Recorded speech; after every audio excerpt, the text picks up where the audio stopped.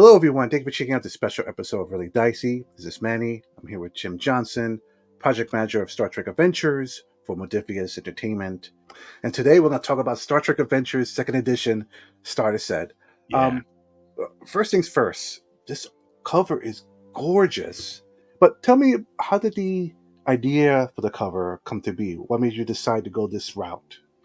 Yeah, well, so we wanted to really push the color palette of Star Trek Adventures beyond what we had been doing in first edition. Not that there was anything wrong with the first edition art, of course, it was all really lovely, but we knew that we were kind of we were kind of taking some design cues from Star Trek: Strange New Worlds. And if you look at some of their promotional art, some of their promotional photography, and just their show in general, it's very, very, very vibrant intercolors, right? A lot of colors popping at you off the screen. And that actually reminded me of, way back in the beginning when the original series was on the air, those bright uniforms and the bright food in the cafeteria and like all that stuff, those colors just pop. Of course, colors televisions were kind of new at the time too, right? So they were taking advantage of that to show off the colors.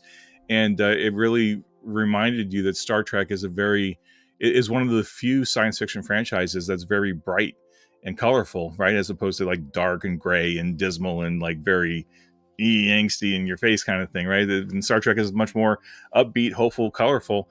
And I worked with my art director, Ariel Aurier, who's been doing all the art direction for Star Trek for the last couple of years now. And when we took on second edition, like one of our first design intentions was to really brighten the color palette as much as possible where it made sense to do so. And you'll see that on the standard edition cover, right? There's a teal background, but very bright colors, uniform stuff going on. And we wanted to continue that theme with the starter set. So he went with these I guess magentas and teals, and I thought, wow, it's really cool because it just pops right off the cover, right? And you add in the Starfleet uniforms with the bright blue and the red and the gold, and then the refreshed logo that we did that Michal Cross, one of our graphic designers, created with the white and the yellow. I was initially a little nervous about that yellow because I thought it was just so bright, but it works, right? Somehow it works when it's all together. But yeah, the cover was definitely intentional to bring the color out, and then we made the choice to use a set of iconic characters for second edition. So we have a consistent cast of characters that were in the quick start. They show up in the core book as chapter introducers. And we wanted to show those characters doing different things in different pieces of art, not for every single piece of art throughout second edition, but specific pieces so that they could be touchstones throughout every product.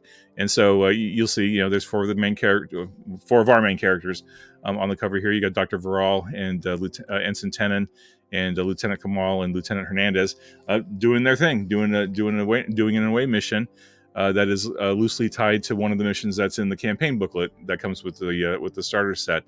So we thought that would be a neat way to show Starfleet people doing what they do best. They're sciencing a problem here, and hopefully it gives people some inspiration, right, to do cool, interesting things. Like it's not just phasers and pew pew. It can also be science and studying and checking out a new strange environment. So the first starter set is a remarkable product. Every person that I played with using the starter set has become a fan. It's a great intro piece for new players and for doubters out there. Now, of course, we needed a new starter set with the tweaks to the rules that have been made recently with the second edition core rulebook, as well as so much time has passed since the first starter set. So for anyone that has the first starter set, besides the changes to the rules here and there, the tweaks that have been made for that, are there any other new differences with this set? Yeah, that's a great question. But yeah, absolutely. I think really everything is different because it's a revised rule set, right? So like the rules really haven't changed, other than we've taken out the 6-sided dice. And we've streamlined a lot of combat. We've streamlined how stress is managed. We've really tweaked up how important traits are in the game, so that you can use those as a lot of really handy tools as you're playing the game. And Starship combat's been streamlined, but it's also given players more options of things to do during Starship combat. There's opportunity for starship combat in this starter set. There's also opportunity for personal conflict, and also like hand-to-hand kind of stuff. So we try to cover all the bases. But this starter set is very different from the first one because the campaign is all new, completely new 3-part campaign.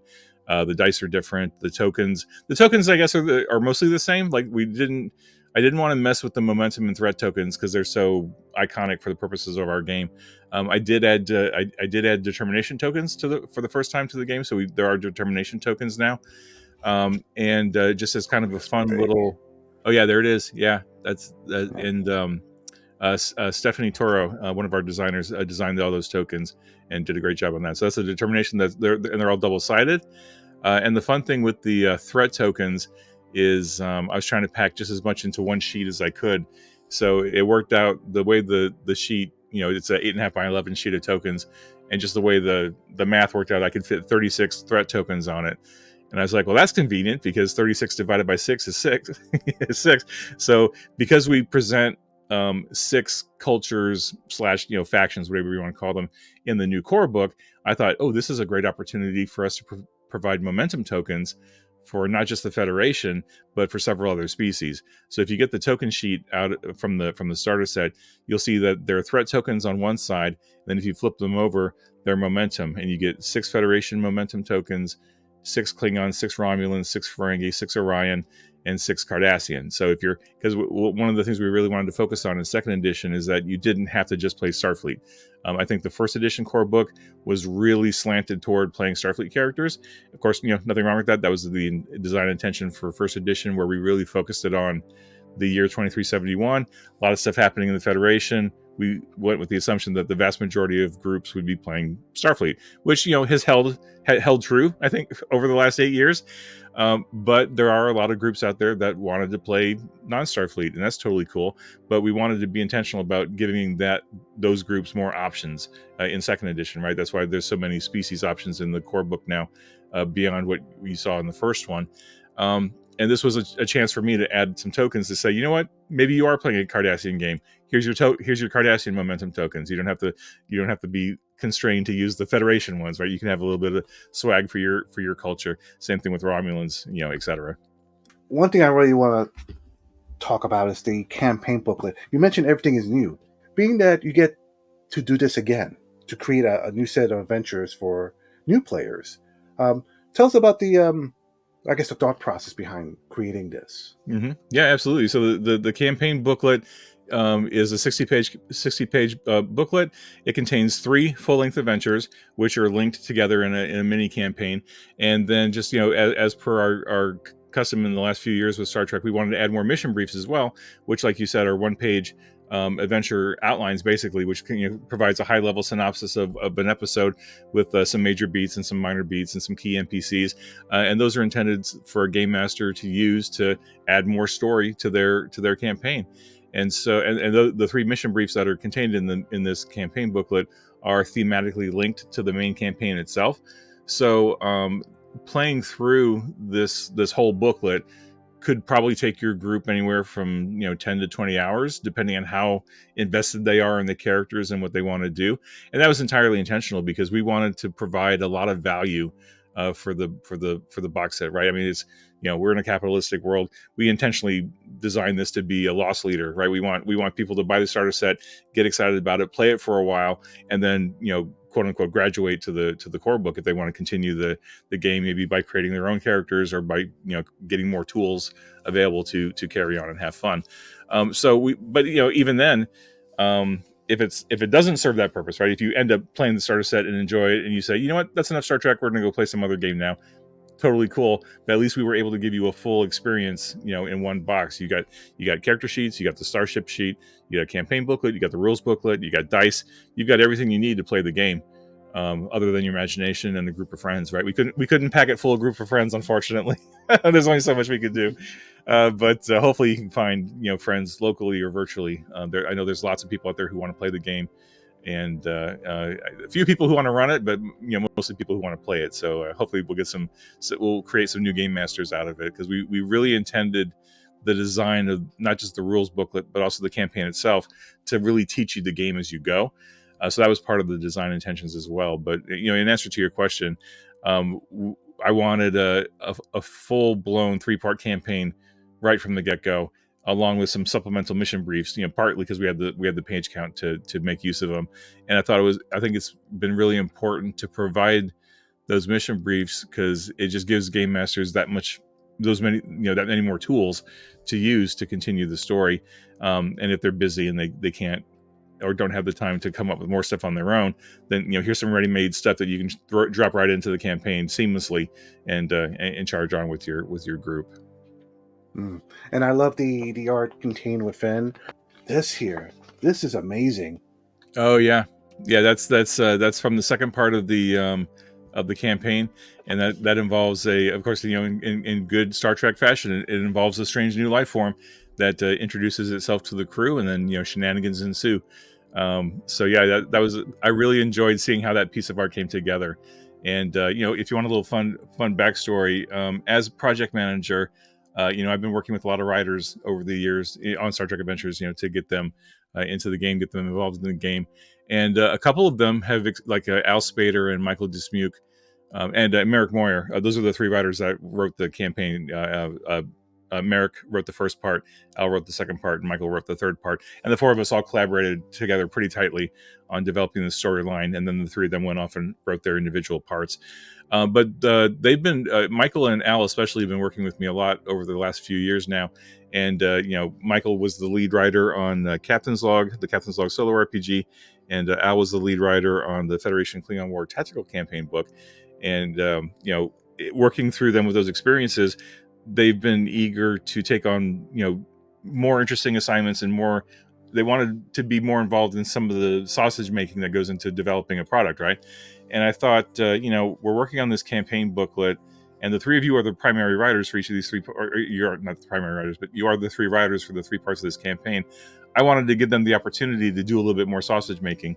And so I told them, look, we have the budget and the space for 2 original pieces of art for each of your adventures, right? So whatever adventure you're writing, come up with 2 pieces, 2 art ideas, and an art brief is basically a paragraph or 2 describing a piece of art, right? Like, it's in this example, in the first part, there's a city that is floating in the clouds, and it's in dire situations. So I said, Merrick, that sounds like a great piece of art that we could illustrate as part of the as part of your adventure. Write me an art brief for it. So, and I did that for Al and Michael as well, and it gave them an opportunity to do something a little different related to the game and to what they were working on. And it gave them a chance to be creative in a different way, because like normally they're all writers, so they all think in words, they all operate in words, and they write the stuff. But this was a chance for them to like try to take those words that they're writing and like imagine a picture related to those words. And so I was really proud to have given them that opportunity to write the art briefs. And then of course they also asked them to populate the art brief with any relevant pictures from the internet. Like if there was something specific that they wanted to envision, go find me a picture on the internet, so that when we take this to the artist has some idea what you're talking about if the words aren't sufficient to paint the picture, right? But so they did a great job with that. The art briefs went over to Ariel, and then Ariel worked his magic with his team of artists, and we ended up with the art that you see in the book.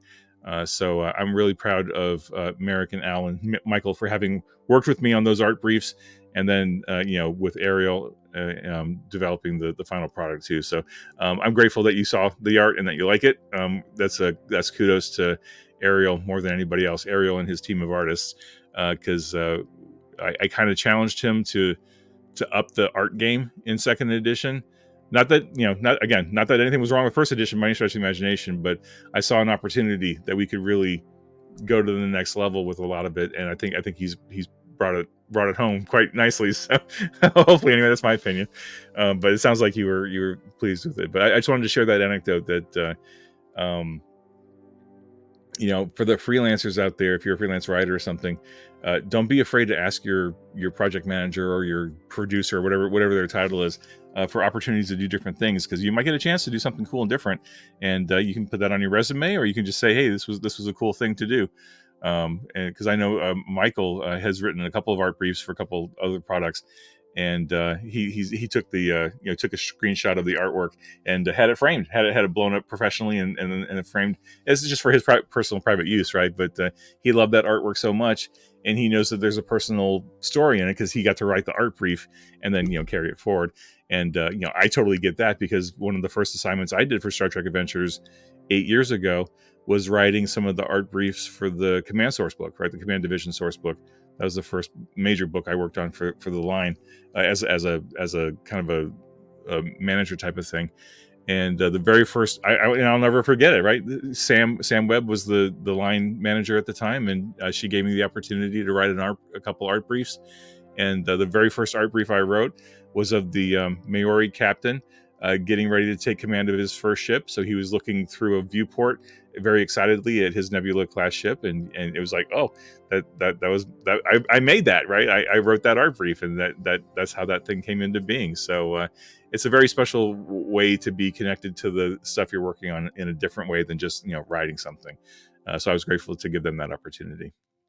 And the second book in here, the starter set rule booklet. Mm-hmm. Again, not to say anything bad about the first edition starter set, but maybe because the rules have been tweaked, maybe with the removal of the challenge dice, but it has made a difference. But it seems very straightforward. Mm-hmm. The definitions are clear, at least in my opinion. Again, great art as well. Design very similar to the campaign book. Mm-hmm. Were there any new? I mean, again, you've done this before with the first starter set. Were there Mm-hmm. any different challenges? Did you find that putting this together was actually easier to do the second time around? What was your work process? Yeah, so I think most of the credit for the refresh on the rules and the rules explanations and just how it flowed together, give a lot of that credit to Nathan Dowdell and his development team at Modiphius. They were challenged to take first edition, streamline it and make it even clearer than it was. And on top of that, we added a fresh design. We went away from the black background. We went to a white background with the different design elements. We moved away from the LCARS, the next generation LCARS kind of design, which looks beautiful on a screen, a little difficult to read on in paper, in my opinion, especially with the black background. So we wanted to just give it a fresh, clean look and feel. And I spent months editing the entire core book, and the core book and the quick start and the starter set. They were, and actually the toolkit. All four of those products were developed pretty much simultaneously.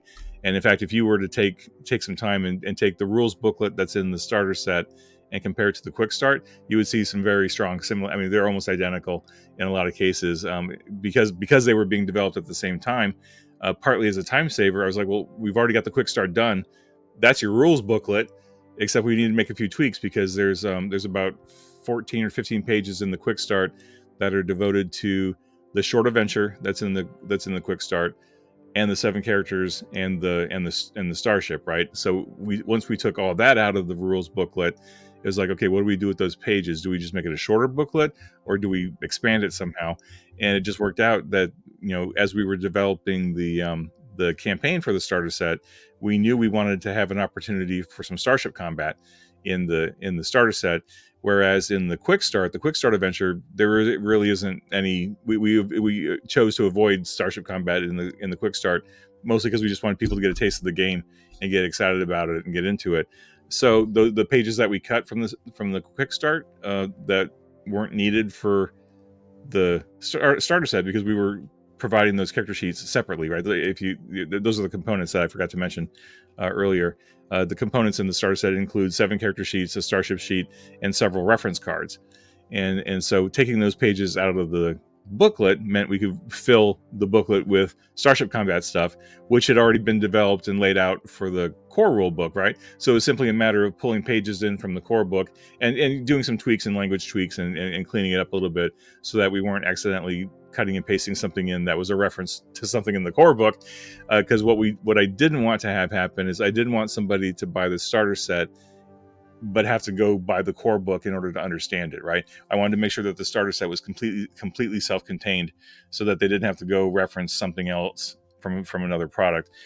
So rest assured, there are no references to the core book in the starter set, other than to say, oh, hey, there's a core book available if you want to go to the next, to the next part of the Star Trek adventuring. So that was part of the design intention. I mean, ultimately, the design intention from the very beginning was to make it more accessible, easier to read, easier to understand, and also, especially important for the starter set, we wanted the game to be easier to teach, because we wanted people to get ramped up, start playing the game, get ramped up immediately, and within a half hour of playing the game, they got it, they're off and running, having a great Star Trek adventure. We didn't want people to be spending a lot of time flipping through the books, trying to figure out, okay, what do I do next? What do I do next? And hopefully the clean layout, and hopefully the cleaner rules presentation, and hopefully the language that we're using is facilitating that, right? Making it easier for people to get into the game and play. And cautiously optimistic that so far the feedback over the last few months as second edition has come out and people are playing it has been positive. But time will tell. I mean, hopefully more people will get into the game and play it and enjoy it, and see how easy it is to ease into it and ramp up. If you were asking me what's the one thing in Star Trek adventures that I constantly have to look back to when it comes to the rules, will be Starship combat. Just because other Modiphius games, I think Star Trek's the only one that has Starship combat. I might be wrong. If anyone's wrong, feel free to let me know in the comments below. Mm-hmm. But so because of that, when that encounter happens, I have to kind of look back a little bit and see. But as I was going through this book, I was quickly looking at the Starship stuff. I was like, oh, it's like everything's very easily explained, which is great. So that way I could just quickly, continue with the game. I don't know if anyone out there cares about handouts and character sheets, especially the condition of them. I can't stand personally getting a starter set and then when you get a character sheet, some sort of black and white printout of something that of a sheet of paper. These are, again, you can't tell online.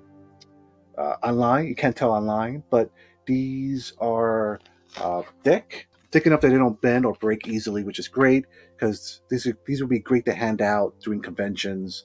What can you share about this? Like about the sheets? Sure. So in the quick start, of course, because pages were limited, the characters are front and back, right? So you got one character on one side of the sheet and a different character on the other side of the sheet, just because we only had so much space to work with. But in the starter set, we had the opportunity, again, because I knew I was going to be pulling those characters out of the booklet so that we could put in the Starship combat, and we wanted those to be handouts to be used at the game tables, so everybody gets their own character sheet. It was like, well, this is a great opportunity to not only put each character on their own card, but also, hey, we just developed all these great reference cards for the game toolkit that came out as a separate product with the Game Master screen. And it was like, okay, well, let's start mixing and matching here. Like if you're playing the commanding officer, you're probably going to want the commanding officer reference card. So why don't we just put that on the back of the commanding officer card? Do the same thing with the first officer. Use the engineering reference card on the back of the engineer, et cetera, et cetera. So as you look at those character sheets in the starter set, on the back is a reference card specifically oriented to what that character's job is, right? What their character role is. So hopefully that'll help players a little bit, kind of get an idea of like, oh, I'm playing Lieutenant Kamal. What does he do? He's the pilot. What can I do as a pilot? Oh, look, on the back of my sheet, there's all the pilot stuff right there in a handy reference. I don't have to go look at the rules booklet. I've got it all here in front of me. And then there's also 4 additional reference cards that are front and back for like combat references and Starship breaches. We put in some optional tools there for breaches, like if you take Starship damage, what kind of things are actually being damaged.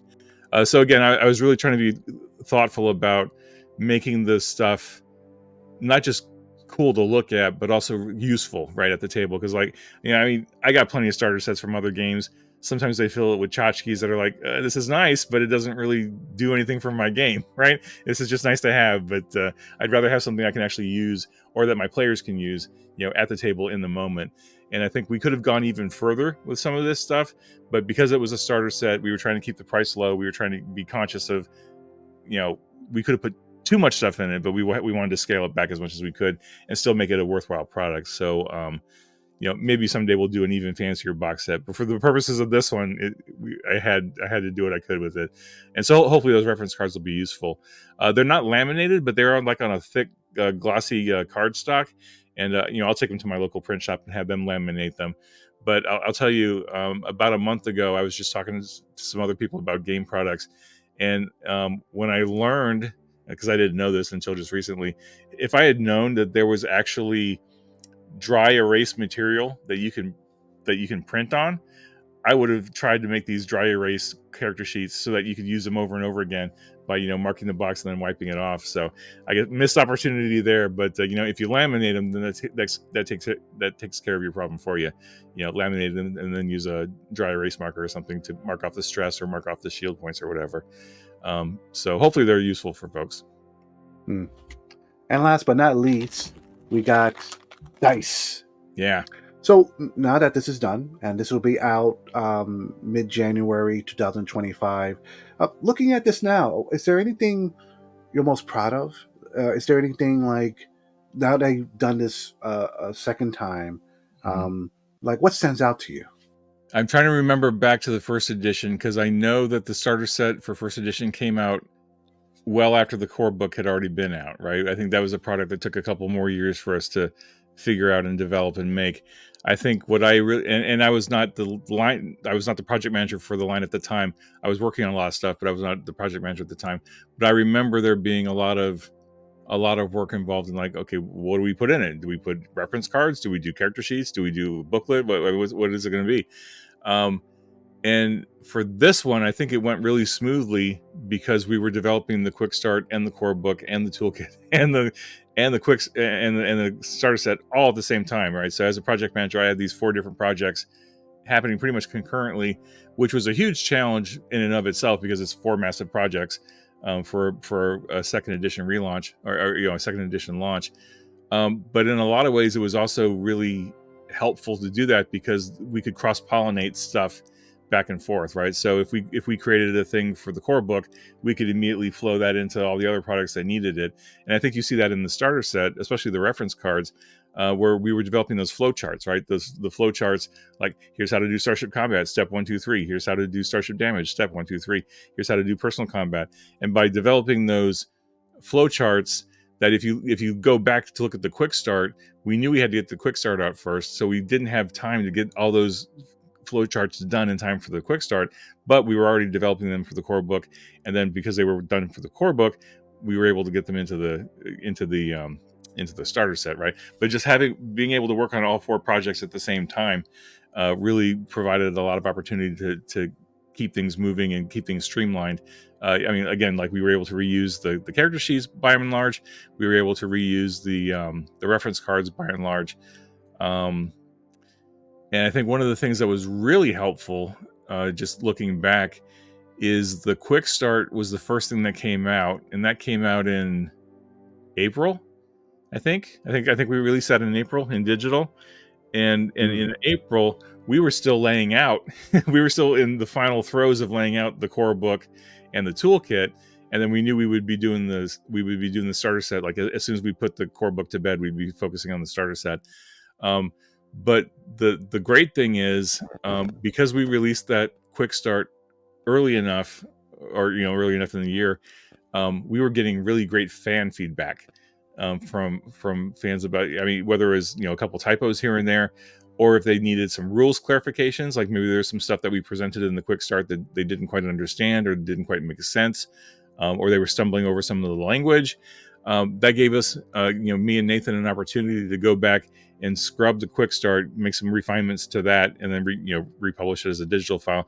But then we took all those changes, all those refinements, and said, oh, you know what? We still have the opportunity to make refinements to the core book.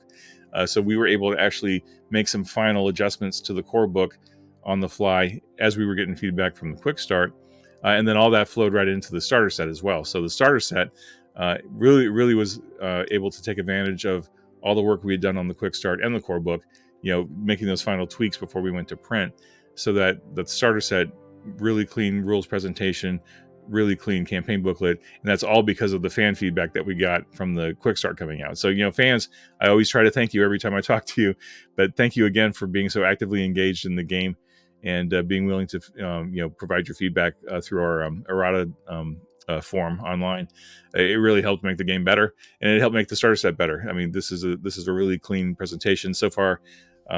I mean, I look at it every now and then, even though no one has it available other than in digital, and I'm just really happy with how it all turned out. I don't know if that answers your question entirely. I'm happy to take another shot at it, but a lot of work went into it. As far as comparing it to the first edition, we wanted to just do something different and make it interesting. I think Marco Rafala wrote the first edition starter campaign, and the 3-part thing, which I think is a fantastic piece of work. He's a fantastic writer. I love him to death. We just wanted to go a different route with this one. Like I've always found that, especially with Star Trek, it's the team that makes the difference, right? It's always a team effort. And I wanted to grab multiple writers and get them involved. I try to do that with all my products, is get as many writers as possible involved in the projects. And like the core book, I've got 16 or 17 writers doing different pieces of it on the credits page. And for this one, I knew if we're doing a 3-part campaign, I want 3 different writers. I want them to bring their own unique voices, and I want there to be kind of like a writer's room mentality going into the development and the concepting of it. And that's what the 4 of us ended up doing. Is we had a couple of Google calls, and we had a Google sheet that we were putting ideas together on, and collectively we just kind of hashed out what we wanted to do and where we were going. And it kind of reminded me of some of the stuff we've heard about how the Star Trek writers actually broke episodes, right? They would have the big old whiteboard, and they'd be pulling ideas together, and they'd have an intern putting it all together. Of course, we didn't have an intern, but that's okay. we still had the Google sheet, so we could put all of our notes together, and we were commenting back and forth, and we were making it all work. And then once we got it to a place we were all happy with, the 3 of them went off and wrote their sections, and then I edited it once it came in, and then got proofreaders and stuff to back me up, because like every writer needs an editor, and every editor needs a proofreader, or 2 or 3 or however many we can get. So it was a great experience, and I wish I could compare it more to the first one, but I wasn't as involved in the first one as this one, obviously. But it was certainly a learning experience. I think it was really positive, and I'm excited to have fans actually get it in hand. Like, I know a lot of people have pre-ordered the starter set and have it in digital. I can't wait for them to get it in their hands like you did, and see the quality of the paper that we got in there, and the dice and the tokens, and just all the stuff that's in the box. Well, is there anything I missed? Anything anything you want to say about this that I haven't asked you about? I guess just to emphasize that, we really tried to bring in that Star Trek feel and Star Trek spirit into the entire campaign. All 3 parts, all woven through it. You've got some great scientific mysteries. You got some high drama, high danger, high risk type of situations going on. You have an opportunity for a rescue mission. You have an opportunity for some cloak and dagger research and study, and a little potential for espionage if you want it.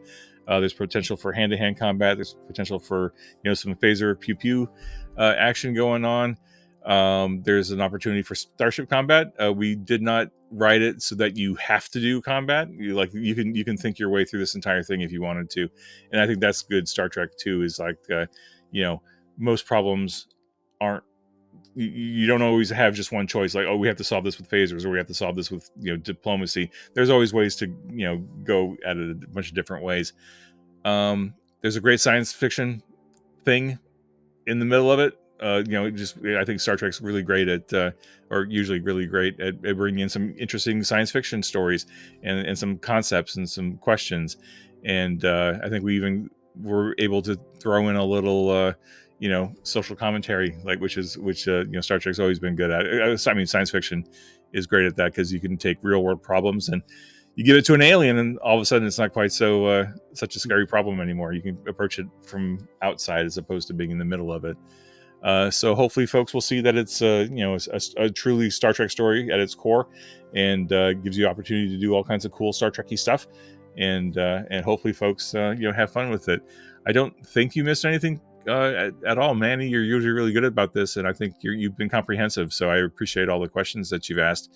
And I love the fact that you pick up on the details, right? You pick up on the colors and the design, and getting into the intention of what we were trying to do, as opposed to just it's not just making a product, right? It's putting all the love that me and my team have developed for Star Trek over the decades, and how can we present something new and fresh and give it to the next generation of gamers, right? Because like I know you and I have talked about this at length in the past about we grew up on the FASA Star Trek RPG and the Decipher RPG and the Last Unicorn Games RPG, and all that stuff is in our DNA as Star Trek fans and also Star Trek gamers and Star Trek designers and developers. And so, Star Trek Adventures, we've stood on the shoulders of our past giants, and maybe someday Star Trek Adventures will be looked on in the same way, and the next generation of game developers will look at Star Trek Adventures and say, let's use that as a cornerstone, and let's build on what they built on when they built on it from FASA and Last Unicorns and etc. So, everything I do is a love letter to Star Trek because I love Star Trek so much, and I know the fans do too, and so hopefully they dig it. And I think they will. I personally, so I try to be fair and try to pick a point of criticism. Of course, I can't find any at the moment. Maybe give me 2 years, 3 years after I run this, and then I'm like, oh wait, this scenario, blah blah blah. Yeah. But I'm very happy with this. This is amazing. Yeah. I can't wait to take this to cons and see how this goes. So, Manny, I have to ask: have you had a chance to run any of this yet? No, not yet. Not yet. So I think if there's one criticism, looking at myself, I don't know if it's a criticism. It was probably my fault as a game master. But I ran the first part of the campaign for a couple groups, and both times I ran it, I ran out of time. Like we had a 3 to 4 hour block of time, and I thought I could fit the whole first part into that 3 and 4 block in time. But because the players were having such a great time problem solving and role playing and interacting with the stuff that was happening, they both ran long. And so what I ended up doing is kind of slapping Acts 2 and 3 together and moving some of the parts around and kind of smoothing out certain things and streamlining the story. I wish I had more time to do the full thing, but I knew that these were both kind of one shots with these particular groups, and I wouldn't have a chance to come back and do it. So I had to kind of adapt it on the fly. And I don't know if that's a criticism for the game itself, other than to say, this isn't something that you would probably run in its entirety in a short convention scenario. I think you'd have to pick one of the 3 parts and say, okay, we're going to run part 2, or we're going to run part 3, or we're going to run part 4. You can run them out of order if you want. You can run them by themselves. They're not so tied together that you have to run them in sequence. You could jump around a little bit and just provide a little backstory as needed. So I don't know if that's really a fair criticism or not. I guess time will tell. But I can't wait to hear when you do have a chance to run this for your groups or at conventions or something. I'm always open to feedback. So I'd love to hear how it went for you, Manny. Phenomenal product. Congrats to you and the Modiphius team for putting this together. Yeah, thank you. And viewers, this will be out in mid-January when it's available. Right now, the pre-orders are up. So I'll put a link in the description below for that. Mm-hmm. And once they're available for order, once they're available to drive to RPG or anything like that, I'll put a link in the description as well. At least I'll try to remember. So viewers, thank you for watching. Jim, thank you for joining in and talking about this great product. Mm-hmm. And be safe out there. We're going to have an interesting year coming up. Take care. Yep. Be well, everybody. Manny, thanks again for having me on the show. Really appreciate it, as always.